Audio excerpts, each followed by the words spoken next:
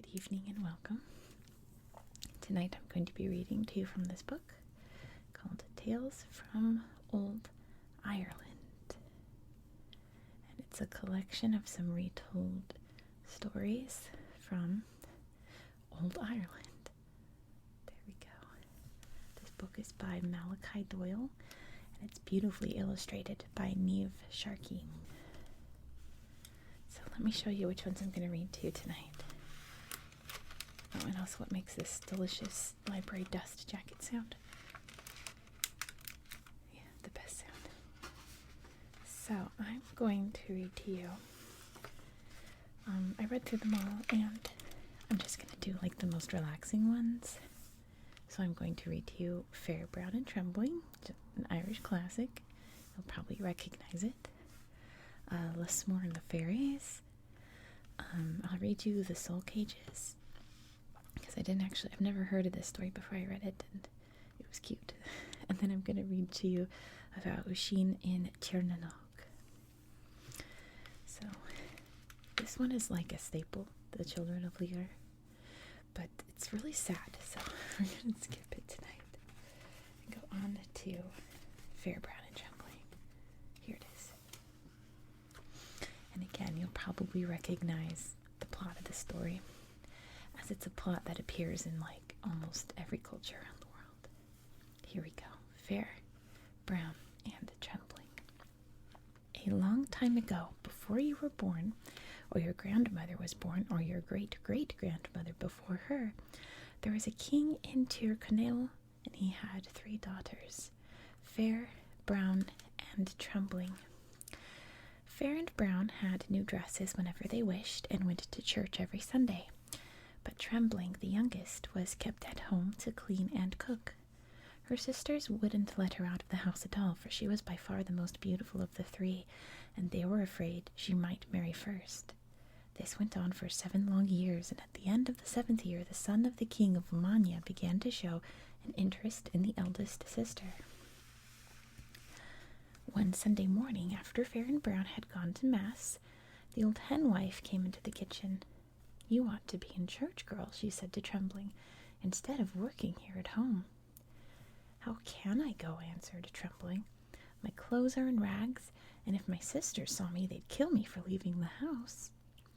"I'll give you a finer dress than either of those 2 lumps has ever seen," said the henwife, "for they're not fit to kiss the ground you walk on. Now what would you like?" "Don't tease me, honey," said Trembling with a smile. "But if you want to know what I wear in my dreams, it's a dress as white as the winter snow, with emerald shoes for my feet." The henwife put on a magic cloak of darkness and took out her scissors. She clipped a piece from Trembling's rags and called for the whitest robes in the world and a pair of emerald green shoes. When the girl was dressed and ready, the henwife said, "I have a honey bird here to sit on your right shoulder and another for your left. At the door stands a milk-white mare with a golden girdle to hold in your hand and a golden saddle to ride on."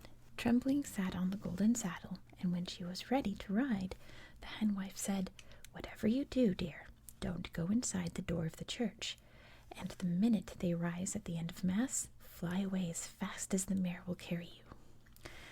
When Trembling came to the church, the people were amazed at the sight of the beautiful stranger.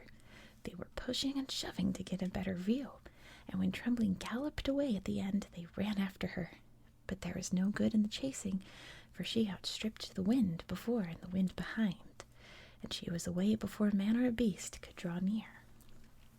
Arriving home, Trembling found the henwife had dinner ready. She took off the white robes, put on her rags, and when the 2 sisters came back, the old woman asked them, "Have you any news from the church this morning?" "We've terrible news," said they. "There was a grand lady came to the door. You've never seen the like of her robes, and nobody so much as glanced at us. There wasn't a man from king to beggar who wasn't trying to see who she was." From that day on, the sisters gave no one a minute's peace, till they had 2 dresses like the robes of the strange lady, though honeybirds were nowhere to be found. The next Sunday, Fair and Brown went to church again, leaving Trembling at home. After they had gone, the henwife came in. "Are you off to church today, young Trembling?" "I'd love to, Henny," said the girl, "if I'd something to wear." "What would you have?" asked the old woman. "Oh, the finest black satin that can be found, shimmering with pearls," said Trembling dreamily, "and ruby shoes for my feet." "What color mare would you have, dear?" "One so black and so glossy that I could see myself reflected in her body," answered the girl. The henwife put on the cloak of darkness, called for the robes and the mare, and that moment she had them. The saddle was silver, and so was the bridle, and when Trembling was dressed, the henwife put a honey bird on each shoulder. "Remember," said the old woman, "don't go inside the door of the church, and be sure to leave before any man can stop you." That Sunday, the people were more astounded than ever. They gazed at the beautiful stranger the whole way through Mass, and all they were thinking about was to know where she had come from. But the moment they rose at the end, she hurried away on the mare. Trembling took off the satin robe and was back in her rags before the sisters got home. "What news have you today, girls?" asked the henwife. "Awful news," said they. "The grand lady was back, and not a soul noticed us in our beautiful dresses, what with the satin robes she had on. All the church from high to low had their mouths open, gaping at her, even the priest."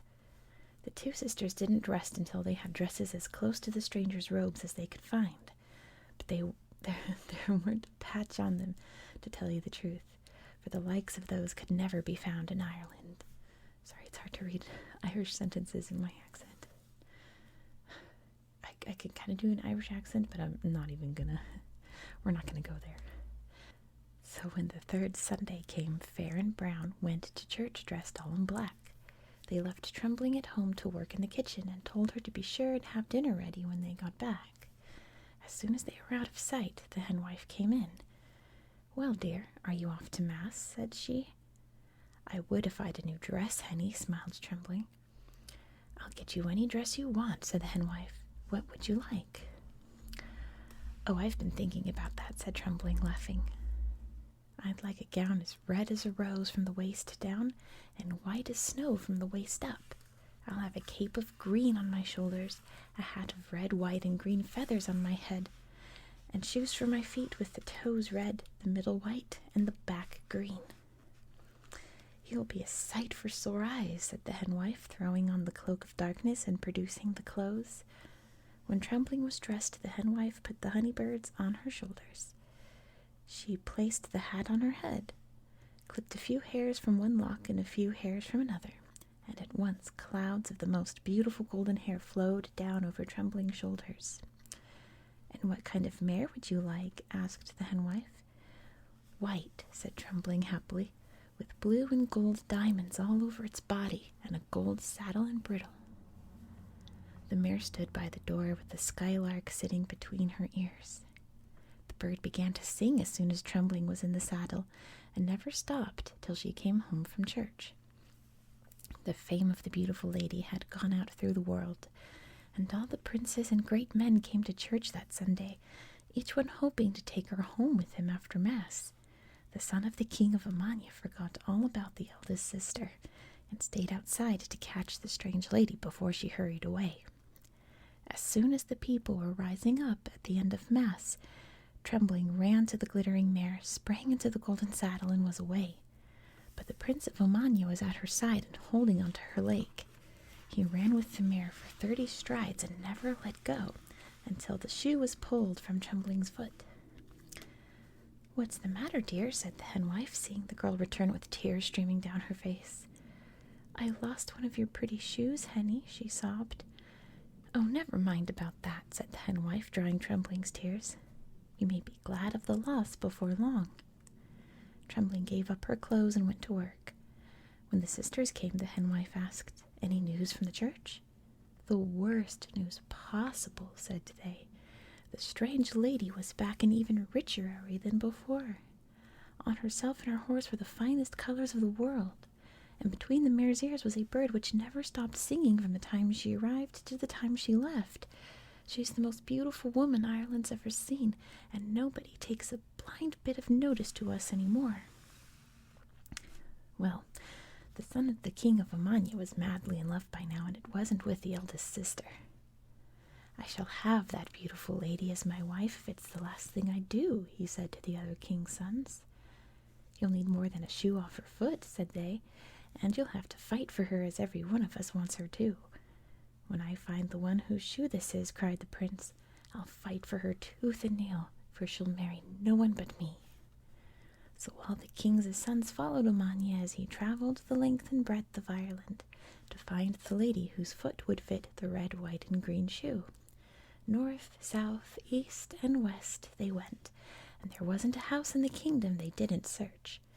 The Prince of Amania never let the shoe out of his sight, and when the young women saw it, they were all of a flutter, for every one of them hoped it would fit them, and they'd get to marry the handsome prince. What with cutting their toes and stuffing their stockings, didn't they do everything they could think of to catch the son of the king of Amania? But he wouldn't have one of them. Fair and Brown couldn't wait for all the great men to come calling. Each was determined to make sure the shoe would be seen as theirs, and they never stopped going on about it till Trembling was fed up with their chatter. Maybe it's my foot the shoe will fit, she said one day, and her two sisters rolled about in fits of laughter at the very idea. You, they roared, clutching their sides and guffawing. You and your tatters and rags who never sets foot out of the house. There's not much chance they think you are the beautiful lady. Shut up and get back to your cleaning. At that very moment the princes rode up to the door, so the sisters shoved Trembling into a closet. When the company came into the house, the Prince of Amania gave the shoe to Fair and Brown. Though they tried and tried to put it on, it would fit neither of them. Is there any other young woman here? Asked the prince. The sisters were just about to say no when Trembling piped up from the closet. There is, she called. I'm here. Oh, don't bother with her, said Fair and Brown. She's just a silly wee thing we keep to put out the ashes. But the prince wouldn't leave the house till he'd seen her, so the two sisters had to open the door. When Trembling came out, she tried the shoe on her foot, and it fitted exactly. You are the woman I love, said the Prince of Amania, staring deep into her eyes, and the woman I'll marry. Say you'll be mine. I will, said Trembling, for she knew she loved him also. But wait till I prove who I am. She ran to the henwife, who dressed her in everything she had worn the first Sunday. Back she came on the white mare, and the people cried, This is the lady we saw at church. Trembling returned to the henwife, changed into the clothes she had worn the second Sunday, and rode up on the black mare. Yes, this is the lady for sure, said everyone. A last time Trembling turned and came back in the third dress. You don't need to prove yourself, said the prince. I knew you were the woman I loved as soon as I gazed into your eyes. The sisters were hopping mad, and the other young men were all for drawing their swords and fighting the Prince of Amania for Trembling's hand. But the henwife appeared and put a spell on them all so they couldn't speak or move until the brave prince had climbed up behind Trembling, and the two of them galloped off into the sunset. So the son of the king of Amania married the beautiful Trembling. They had 14 children and lived happily till they died of old age in each other's arms. Let's see. They have 1, 2, 3, 4, 5, 6, 7, 8, 9, 10, 11, 12, 13, 14, and a dog. Let's see. So next we're going to read about Lismore. Let me see. Here it is. There we go. Lismore and the Fairies. There was a poor man living in the green glen of a Harlow, at the foot of the Galtee Mountains, and he had a hump on his back the size of a football. Lusmore, as he was known, for he always wore a sprig of foxglove in his hat, looked as if his body had been rolled up and put on his shoulders. When he sat down, the hump was so heavy that it pushed his head all the way to his knees. The country people were shy of meeting him alone, for although he was harmless, evil folk had put out strange stories about him.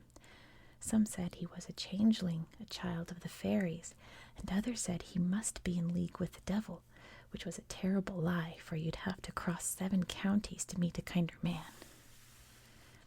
Lusmore spent his days sitting on a stool at his cottage door, braiding rushes into hats and baskets. He was an expert at his trade, and could get more for his work than anyone else in the land. He lived on his own on the edge of the village of Kappa, and one morning he was up before dawn to take his hats and baskets to the market in Care. He had a good day and sold every one, but he was weary going home, and his hump was weighing heavy on his back. It was dark by the time he reached the old mound of Ncraftin, so not looking forward to the great distance he still had to travel, poor Lusmore sat down to rest. He was almost dropping off to sleep, when what should he hear but the strangest song? Monday, Tuesday, Monday, Tuesday, Monday, Tuesday. That's how it went, before stopping a second or two and beginning again. Lusmore thought he'd never heard such sweet, high-pitched singing. It was like the sound of many tiny voices all blending in with one another, and he listened closely, scarcely drawing his breath. He looked all around to try and work out where the sound was coming from, and realized to his amazement that it couldn't be from anywhere but inside the mound. Pressing his ear to the grass, he listened even more closely to the sweet sounds. But after a while, the music, which had at first seemed so beautiful, began to bore him. Lusmore started to think it was a shame that the only thing the fairies sang was Monday, Tuesday, over and over. It was as though they didn't know it was supposed to follow. So the next time they paused at the end of their round, Lusmore took up the tune himself and added a bit in the silence. Monday, Tuesday, Monday, Tuesday, Monday, Tuesday, Wednesday. The Fairies of Ncraftin, for they were the singers, were delighted when they heard Lusmore's addition to their tune, and listened while he sang the whole thing through. "Why didn't we think of that before?" said the king of the fairies, appearing before him. "It's perfect. And who are you that's brought us such a gift?" "I'm Lusmore," he said in awe, for he'd never spoken to a fairy before. "And I'm very glad you liked my words. I'd be honored to have you take them up, for you sing so beautifully." "Well, you're a great man for the music, Lusmore," said the king, "more skilled than any of us.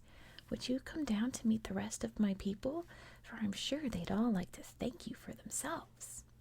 "There's nothing would give me greater pleasure," said the hunchback. He followed the king of the fairies along a dark tunnel that led into the hill, until they arrived at a magnificent palace. The fairies gave him a hearty welcome and asked him to sing the song through again. They danced around him, listening and singing, till they were sure they had mastered it. Then they invited him to sit at the head of the table next to the king, for they were about to have a great feast. Cute. When they finished the banquet, Lusmore joined in the dancing until the fairy king called for a halt to the music and stepped up to him, saying, "Lusmore, Lusmore, the hump which you bore on your back is no more. Look down on the floor, Lusmore." The man looked to the ground, and saw the hump tumble from his shoulders. Lusmore straightened his back for the very first time in his life, only to find he was so tall that his head scraped the ceiling of the great hall. As he looked around, the joy and the beauty made him dizzy, his eyesight grew dim, and he fell into a deep sleep.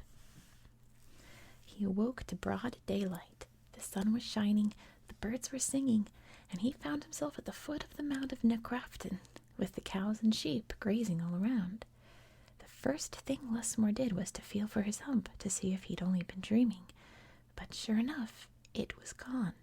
He stood up and stretched, and wasn't it wonderful to feel his back straightening and to be able to hold his head up to the sky, tall and proud? He looked himself up and down and saw a well-shaped, dapper sort of a fellow in his brand new suit that the fairies had made for him. he stepped out lightly toward Kappa, with a newfound spring in his step. No one he met along the way recognized him, and he was hard-pressed to convince them that he was old Lusmore the basket maker. It wasn't long before his story got out, though, and a great fuss was made of him by young and old. One morning he was sitting contentedly at the floor of his cottage when an old woman came up to him asking the way to Kappa. "Sure you're there already," said he. "Who are you looking for?" "I've come all the way from Waterford looking for a man called Lusmore," said she, "who I hear tell had his hump removed by the fairies. There's a son of mine has a hump also, and I want to find out the charm so he can get rid of it." "I'm the man you're after," said Lusmore, and being a good-natured fellow he told her all that had happened, how he'd raised the tune for the little people, how his hump had been taken from his shoulders, and how he'd got a new suit of clothes into the bargain. The woman thanked him and hurried home to fetch her son, but Jack Madden, for that was his name, wasn't a bit like Lusmore. Nasty people take all shapes and forms, from fat to thin, from ugly to beautiful, and this particular fellow was one of the worst. The woman put her son on a cart, for he was too lazy to walk, and pushed him to Ncraftin. The grumpy man complained every inch of the way. His mother left him sitting on the grassy mound and went off to spend the night in care. Jack Madden hadn't been there long when he heard the tune coming from the fairy hill. And if Lusmore had heard sweet music, the tune Jack Madden heard was 10 times sweeter. For instead of stopping at Monday, Tuesday, it carried on, round and round, and ever rounder, thanks to Lusmore's help. Monday, Tuesday, Monday, Tuesday, Monday, Tuesday, Wednesday. Monday, Tuesday, Monday, Tuesday, Monday, Tuesday, Wednesday. But Jack Madden had no ear for a tune. All he wanted was to get rid of his hump, and his mother had told him how to do it. So he never thought to listen to the music to see if he could improve on it. Instead, having heard the fairies sing it over 7 times without stopping, out he bawled, never heeding the tune. "Thursday and Friday," he screeched at the top of his voice, thinking that if one day was good, 2 days were better, and he might even get an extra suit of clothes into the bargain. No sooner had the words passed his lips than he was whisked into the hall with prodigious force, and the fairies were all around him in great anger. "What's that horrible noise?" they screamed. "Who spoiled our tune?" they roared, and the fairy king stepped up to him and said, Jack Madden, your words are so baden, the tune we feel gladden, your life we will sadden. 2 humps for Jack Madden." And 20 of the strongest fairies came up carrying Lusmore's hump and pressed it down onto Jack Madden's back, where it stayed for the rest of his days.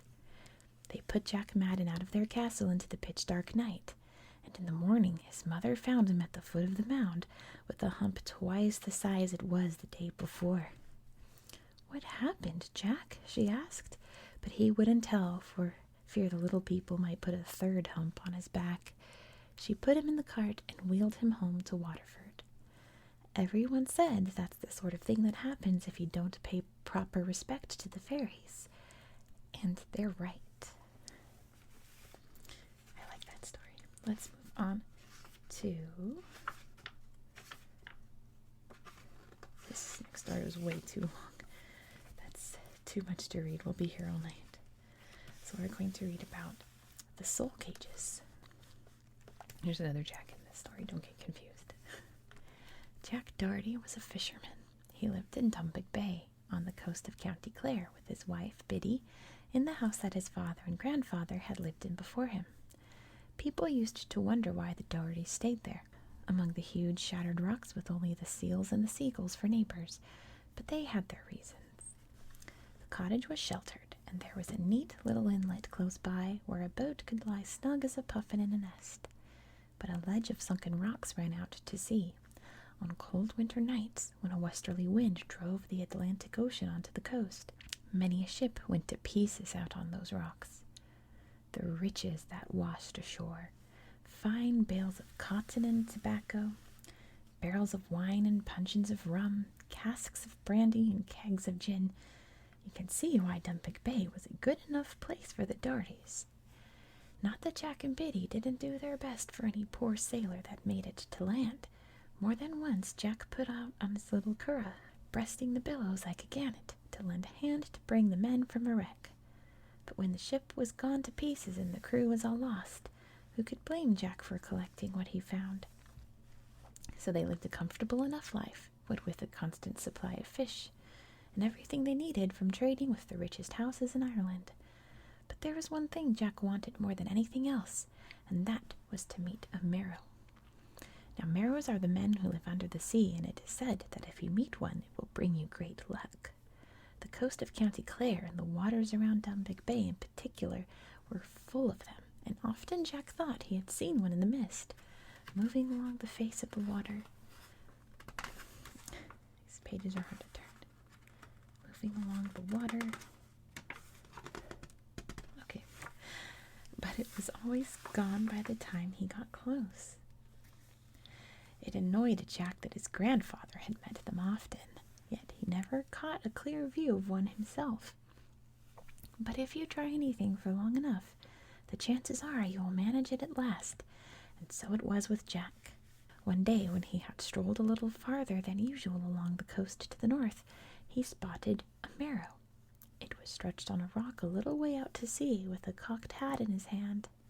Jack stood for a good half-hour, straining his eyes, and all the time the creature didn't stir hand nor foot. At last Jack decided to make it move, and he gave a loud whistle. The merrow, for that's what he was, to be sure, jumped up, put the cocked hat on his head, and dived from the rock. Every fine day from then on Jack walked to the point to see if he could catch another glimpse of the thing, but he never did, and soon he came to thinking it must have been a dream. One very rough day, though, when the sea was running mountains high, Jack decided to take one more look at the merrow's rock, and there he saw him, diving down and down again. From that day on, Jack knew the time to go, days when the winds were blowing a gale. But it wasn't enough just to see the merrow, for Jack was determined to get to know him. One blustery day he was heading down to the point, when the rain got so bad that he had to take shelter in a cave. There, to his astonishment, sitting before him was a big fellow with green hair, long dark teeth, a red nose, and piggy eyes. He had a fish's tail, and legs with scales on them, and short arms with fins. He seemed to be thinking deeply. "It's now or never," thought Jack, so up he went to the merrow, took off his hat, and bowed. "Your servant, sir," he said. "Your servant kindly, Jack Doherty," answered the merrow. "How is it you know my name?" asked Jack, surprised. "And why wouldn't I?" answered the merrow with a merry twinkle in his eye. "Sure, your grandfather and I were like two brothers together. A great man he was for drinking, and I never met his match for sucking in a shell full of brandy. Are you any good at it yourself, Jack?" "Well, I wouldn't know if I'm his equal, but I'm mighty fond of the stuff, to be sure," said Jack. "I suppose you'll have to drink a power of it down below to keep the heat inside you. Where do you get it from?" "Same place as you, Jack Doherty," said the merrow, with a knowing look. "What sort do you have, then?" asked Jack. "I bet it's not half as good as mine." "Oh, don't be so sure," answered the merrow. "Meet me here next Monday, and I'll show you." Jack could think of nothing else for the whole week but meeting up with the creature again and having a sup of his brandy. On the Monday they met, and Jack was surprised to see that the old fellow had two cocked hats with him, one under each arm. "Why have you two hats?" asked Jack. "Are you giving me one, or what?" "Indeed, and I'm not," said the merrow. "I'm hoping you'll come down and dine with me in my fine house at the bottom of the sea." "Bless us and save us," said Jack. "To the bottom of the salt sea ocean? Sure, I'd be choked with the water, to say nothing of being drowned. And what would poor Biddy do then?"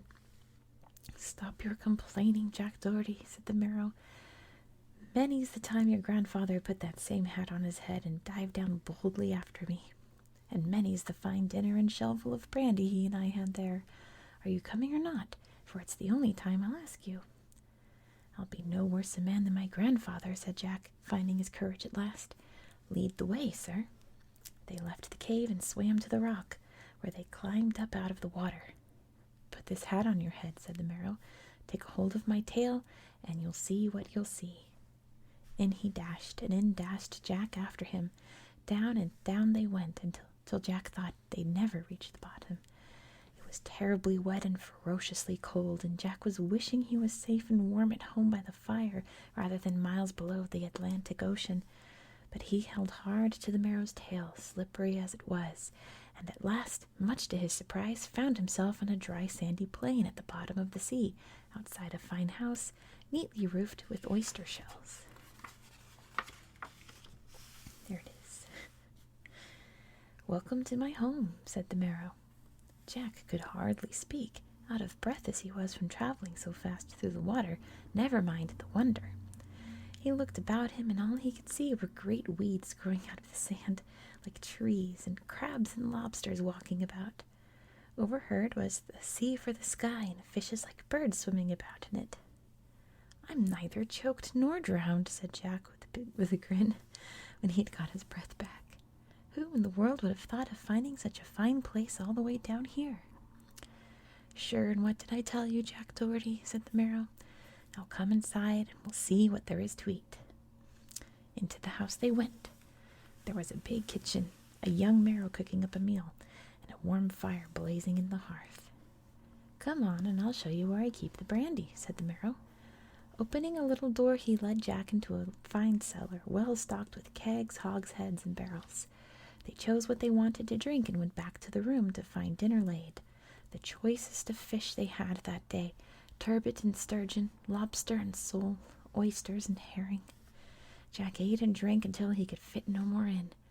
Then, taking up a last shell of brandy, he said, "Here's health to you, good sir. But isn't it odd that I still don't know your name?" "Kumara," replied the old man. "That's me, but you can call me Ku." "May you live in good health these 50 years and more, Ku," said Jack, raising a shell. 50 years, said the Merrow, laughing. "Sure haven't I lived 500 already? Now follow me, and I'll show you my curiosities." He opened a little door and led his guest into another room, where Jack saw a great many odds and ends that Kumara had picked up at one time or another. But the thing that puzzled him most were rows of wooden cages all along the wall, like strange-looking lobster pots. There they are. "What are those?" he said to the man. "Oh, they're my soul cages," said Kumara. "Your what?" said Jack, thinking he hadn't heard properly. "My soul cages," said the old fellow, "where I keep all the souls I find." "Souls of what?" asked Jack, a chill running down his backbone. "Surely fish don't have souls." "Indeed, and they don't," said Kumara coolly. "Sure, these are the souls of drowned sailors." "Bless us and save us," said Jack. "How did you get them?" "Easy enough," replied the Merrow. "When I see a good storm coming on, I set out a dozen or so of my pots. Then, when the sailors are drowned and their souls come out of their bodies, they make for my pots. I round them up and keep them here in my house. And now it's about time you're off home, Jack Doherty." Out they went, and Kumara put one of the cocked hats on Jack's head the wrong way around, as was right. "You'll come up just in the same spot you went down in," said Ku. "Be sure to throw me back my hat." He lifted Jack on his shoulder, launched him into the water, and up he shot like a bubble. When he came to the rock he had jumped off, Jack threw in the hat, and it sank like a stone. It was coming on night, so off Jack went home. He didn't say a word to Biddy or where he'd spent the day, but he was deeply troubled by the fate of the poor souls cooped up in the lobster pots, and he set his mind to release them. Jack knew that Kumara was a good sort of a fellow, but he clearly didn't understand about souls and how they have to be allowed to wander free, so it would be no good reasoning with him. The only thing for it, he decided, was to ask Ku to dinner, to make him drunk, borrow the cocked hat, nip down and open the pots. So one day, when Biddy had gone to visit her sisters in Ennis, Jack went to the rock and gave the sign he'd agreed with Kumara by throwing a big stone into the water. As soon as the ripples had settled, up sprang Ku. "Good morning, Jack," said he. "How are you keeping?" "Not so badly," said Jack. "The woman of the house is away. Would you come and join me for a bite of dinner at 1 o'clock? "That'd be great," said Kumara. "I'll see you then." Jack went home, made a grand fish dinner, and got out of the best of his foreign spirits, enough to make 20 men drunk. At the stroke of 1, in came Coo with his cocked hat under his arm, and they sat down to eat. Jack, thinking of the poor souls below in the pots, plied old Coo with brandy, hoping to drink him under the table. But it was Jack that got drunk, for this time he hadn't the sea over his head to keep him cool, and soon enough Coo reeled off home, leaving Jack as dumb as a haddock on Good Friday. Jack woke the next morning with a pounding head and racked his brains to find a way to outwit the old Merrow. "I've got it," he said to himself after he'd been out for a walk along the cliff tops to clear his head. "I bet he's never touched a drop of poteen, for they never have it on the ships. That'd be the thing to send him to sleep." So Jack called up Coo again, and the Merrow laughed at him for not being able to hold his drink like his grandfather. "Try me again," said Jack. "This time I'll drink you drunk and sober." "Fair enough," said Coo. Jack took care to have his own drink well watered, and he gave the strongest brandy to Coo. At last he said, "Pray, sir, did you ever drink any poteen that they call the Mountain Dew?" "I never did," said Coo. "What's it like, and where's it from?" "Oh, I can't tell you where it's from," said Jack, smiling, "for that's a secret, but it's 50 times as good as brandy or rum. Will you have a drop?" It was first-rate poteen, with a smack of a hammer to it. Coo was delighted. He drank and he sang and he sang and he drank, till he fell to the floor in a heap. Jack, who had taken good care to stay sober, snapped up the cocked hat, ran to the rock, and was soon at Coo's underwater dwelling. All was as still as a churchyard at midnight. There was no sign of a Merrow, old or young, so in Jack went and turned over the soul cages. He didn't see a thing, but he heard a sort of a little chirp as he lifted each cage. Then he set the pots back as they were before, and sent a blessing after the poor souls to help them on their way.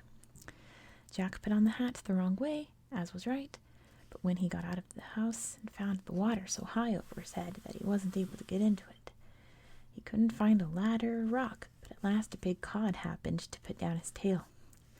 Jack made a jump and caught hold of it, and the surprised fish gave a bounce and pulled him up.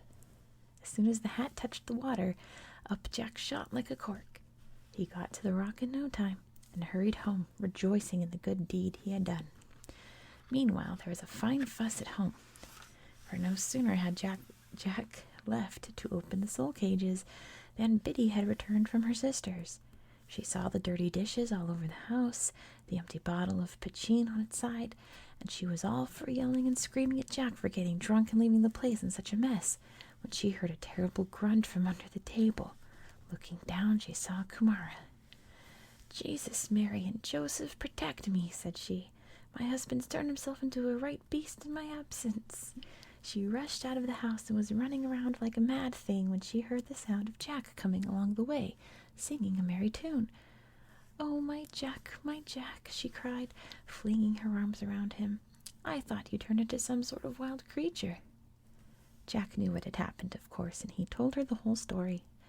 And though she had half a mind to be angry with him for not telling her before, she couldn't, for she was proud of the great service he'd done the poor souls. Back they went to the house, and Jack woke up Kumara. The Merrow had too much of a sore head to be civil, and off he went to cool himself in the salt water. He and Jack stayed the best of friends, and Coo never did notice that the pots were empty. From that day on, Jack would find an excuse to nip down after every storm and free any poor souls that were caught. Some said that Jack Doherty saved more souls than any priest in Ireland, but I wouldn't know about that, now would I? I love Irish stories. Last one's going to be about a Sheen and Chernanog. And this is a Finn McCool story, even though he's kind of a minor character in it. But Finn McCool's one of the great Irish heroes. I guess I would compare him to like Hercules in a way, but he wasn't so much about physical strength. I mean, he was, but he was more about like being cunning and witting, because he had I don't think he ate it, but he touched the salmon of knowledge and obtained its knowledge. So he's an interesting character. Anyway, this is about a Sheen, not so much Finn McCool. But anyway, Finn McCool had only one son, and his name was Sheen. Like his father before him, Oisin grew to be a great warrior, but it was for his songs and stories that he was famous in Ireland, for none sang more sweetly nor played the harp more gracefully.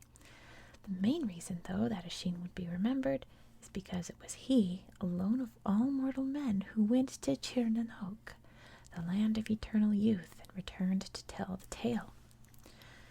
One summer's day, Finn and Oisin were out hunting in the shores of a great lake.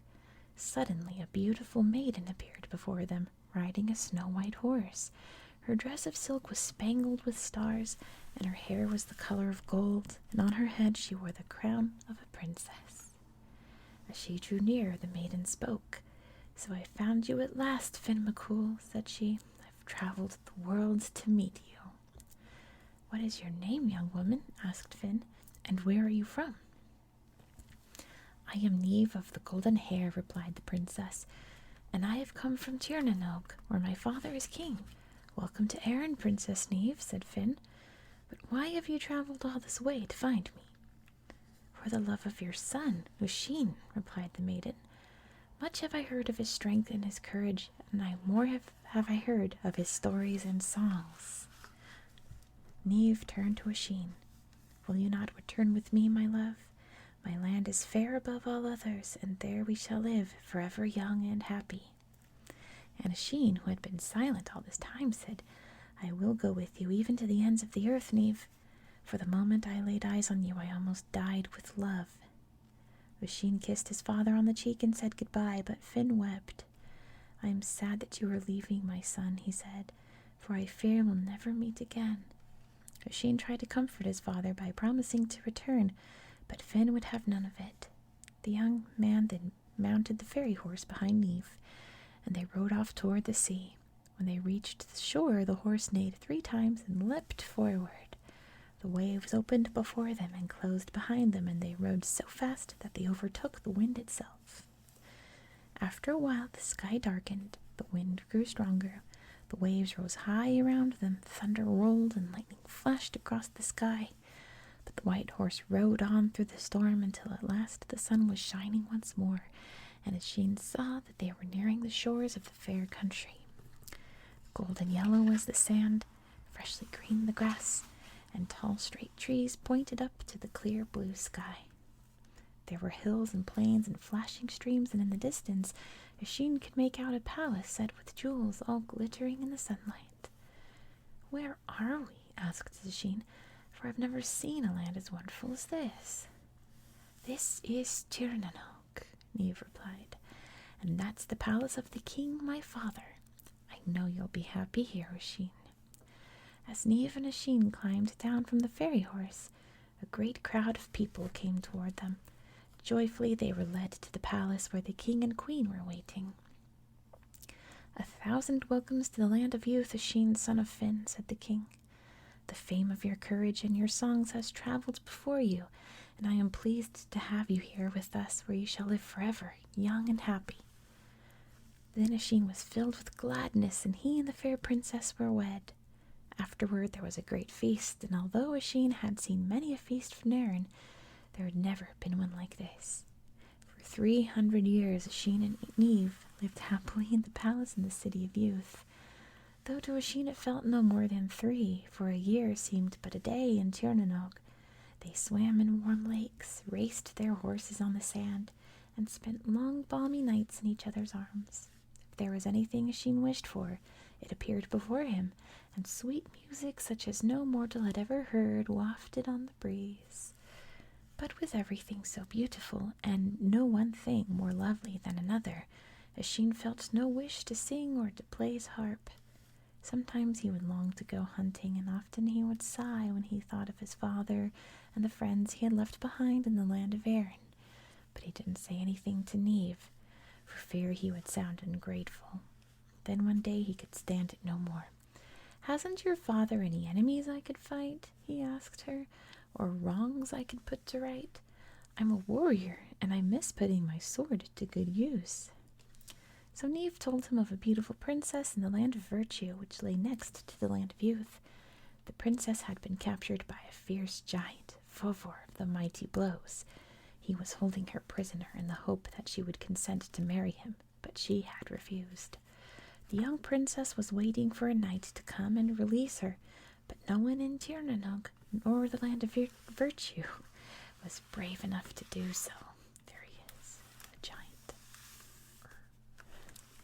"I will fight the giant and free the beautiful princess," cried Oisin. "Nothing would give me greater joy." So the next morning, Oisin and Niamh rode out for the giant's castle. They rode all day through the mountains, and as they went, the path became steeper and the countryside less fair. When they came to the castle, Oisin saw that it was a dark and evil-looking place, with a large rusty horn hanging beside the gate. He rode up, blew the horn 3 times, and waited while the sound echoed through the valley. Slowly the gates creaked open, and Niamh and Oisin passed through them. An old and ugly serving man led them into the hall, where they found the beautiful princess chained to the wall with 7 chains. "It's all right," said Niamh to the poor girl, when the serving man left them alone for a minute. "We've come to help you. Oisin here is going to fight the giant and free you from his power." The princess wept for joy at this, for she had been held a prisoner for many months. "Be careful," she said, "for Fofor is cunning as well as strong." "Don't worry," said Oisin. "Giants are no match for the Fianna." And with that, he went out into the courtyard, where Fofor, dressed in heavy armor, was waiting for him. The battle raged long and fierce. At first it looked as though the giant would win, for he drove Oisin hard into a corner. But then Oisin thought of the poor princess chained to the wall. The anger rose within him, and with a yell he dived between Fofor's legs, spun around, and clattered him a mighty blow that threw his opponent senseless to the ground. The wounded giant was carried away, and one of the 7 chains that held the maiden captive snapped and hung loosely by the wall. The next day Oisin and the giant fought again, and Oisin was again the victor. A second chain snapped and hung by the wall. So it went on for 7 days, and at the end of that time the last chain broke, and the princess was free. "Thank you, thank you, thank you," she cried, throwing her arms around Oisin. "You are the bravest man in the lands of youth and virtue, and I shall be forever in your debt." And with that the princess left to be with her own people, and Oisin and Niamh rode back to the palace of the City of Youth. When he returned, Oisin was glad of heart, but he wished to celebrate his victory as in the old days in Erin. He opened his mouth to sing, but found no words. Somehow it felt wrong to sing of triumph in this land of beauty, where all was happiness, and no man was better than another. Again Oisin felt a great longing to visit Erin and see Finn, his father, and the men of the Fianna once more.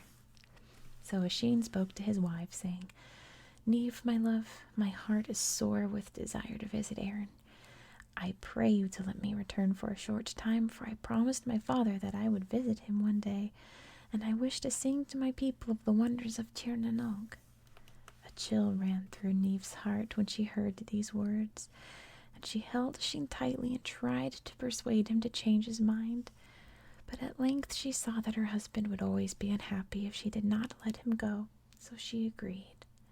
The next morning Niamh saddled the white horse with her own hands and brought it to him. "Go to Erin if you must," she said with tears in her eyes. "My horse will carry you safely over the sea and back again, but do not for a moment get down from the saddle. If you set foot on Irish soil, even for an instant, you will never return to the land of youth." Oisin kissed his wife and said goodbye, vowing that he'd stay on the horse. Then he rode away over the sea, and after many days he arrived. But his heart sank when he reached Erin, for it didn't look anything like the country he had left. The rivers were deeper, the hills were lower. There were strange little cottages dotted all around, with small weak men working in the fields.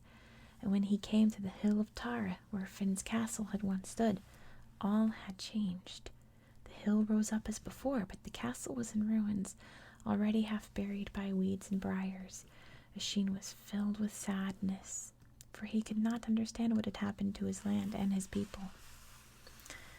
A little farther on he came to some of the little men struggling with all their might to lift a huge flagstone. They had succeeded in half raising it, but the weight of the slab was so great that the men underneath were being crushed.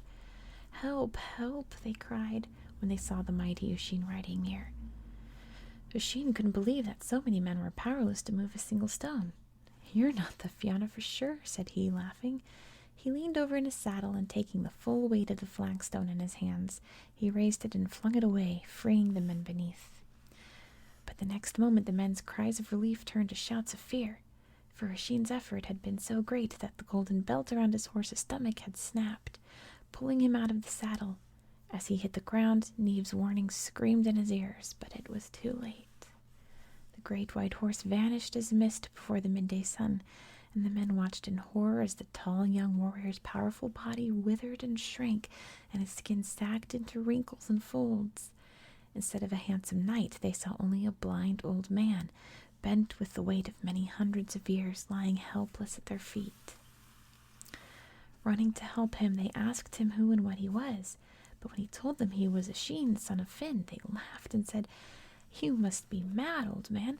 Finn McCool is dead and gone these 300 years, and all his company with him. A holy man called Patrick has come to Ireland, and we are all Christians now."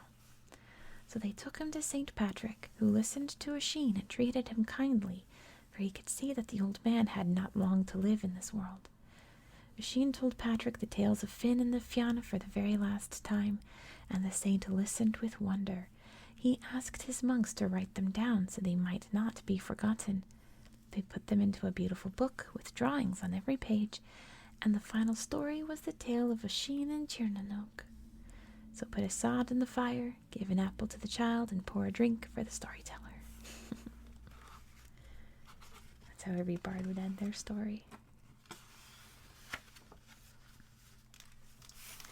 So that's it for the night.